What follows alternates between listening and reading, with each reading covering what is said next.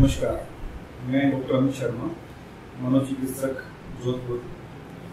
आज आपसे डिप्रेशन नामक बीमारी से संबंधित कुछ बातें साझा करना चाहूँगा।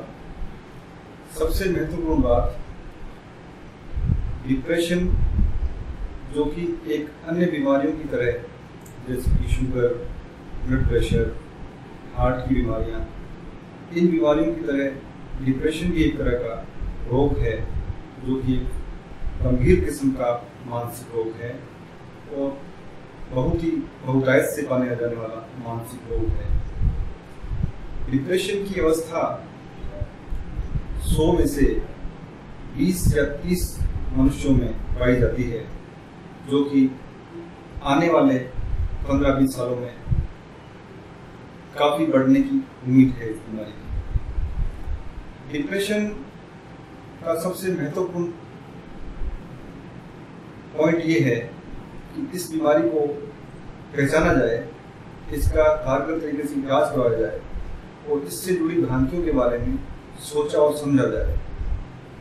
जहाँ तक बीमारी के लक्षणों की बात है, डिप्रेशन एक ऐसी बीमारी है जिसके लक्षणों को हम आसानी से पता लगा भी सकते हैं और इसको आसानी से हम मिस भी कर सकते हैं।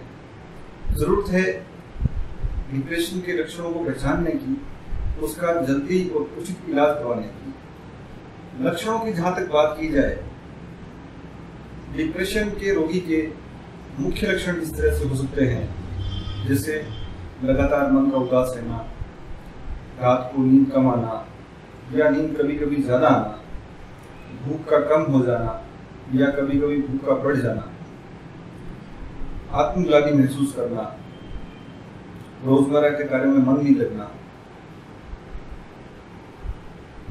अनावश्यक के विचार आना और कभी कभी गंभीर स्थिति में कोई रोगी आत्महत्या तक के विचार सोच सकता है या वो आत्महत्या कर सकता है। इस बात से इस बीमारी की गंभीरता को हम आसानी से समझ सकते हैं कि मरीज या रोगी अति स्थिति में मृत्यु को प्राप्त भी हो सकता है। तो इसीलिए जरूरी है कि अगर आपके खुद के परिजन या आप खुद इनमें से किसी भी 2 या 3 लक्षणों से ग्रस्त लगते हैं, आपका किसी कार्य में मन नहीं लग रहा है, आपको नींद नहीं आ रही है, आपको घबराहट हो रही है, तो बिना झिझके तुरंत अपने परिवार वालों से चर्चा करें इस बारे में। बीमारी को छुपाएं नहीं और जितना जल्दी हो सके उचित तरीके से इसका इलाज करवाना चाहिए। सेकंड पॉइंट है, इसका इलाज कैसे होता है। जहाँ तक इलाज की बात है, इलाज सिर्फ दवाओं से नहीं होता है।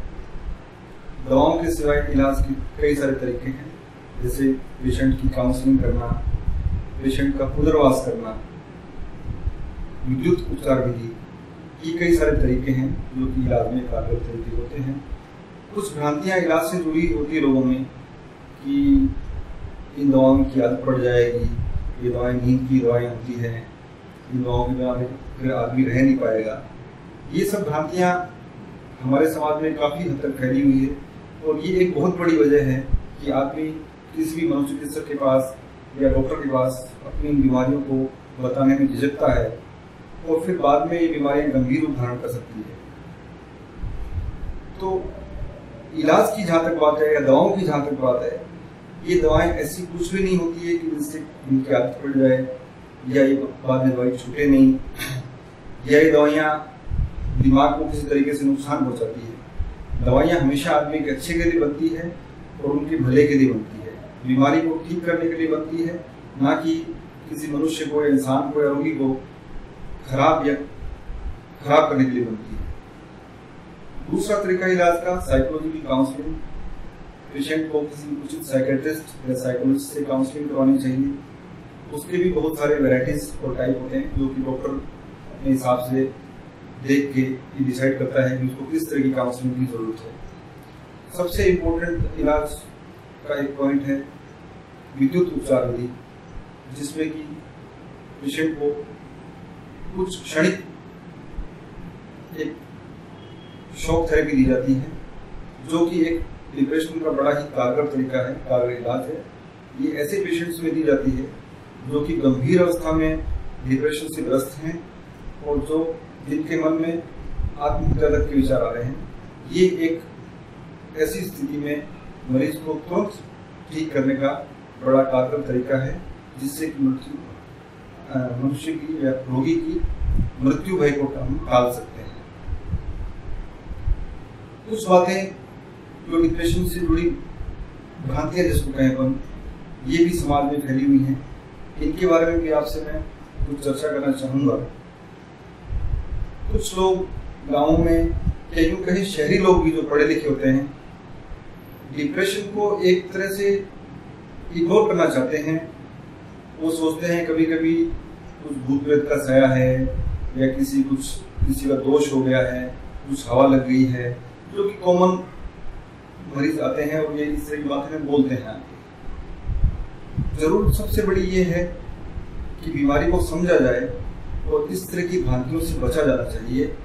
मरीज को तुरंत इलाज मिले, अच्छा इलाज मिले, ताकि मरीज समाज की मुख्य धारा में आ सके और अपना नॉर्मल जीवन यापन कर सके।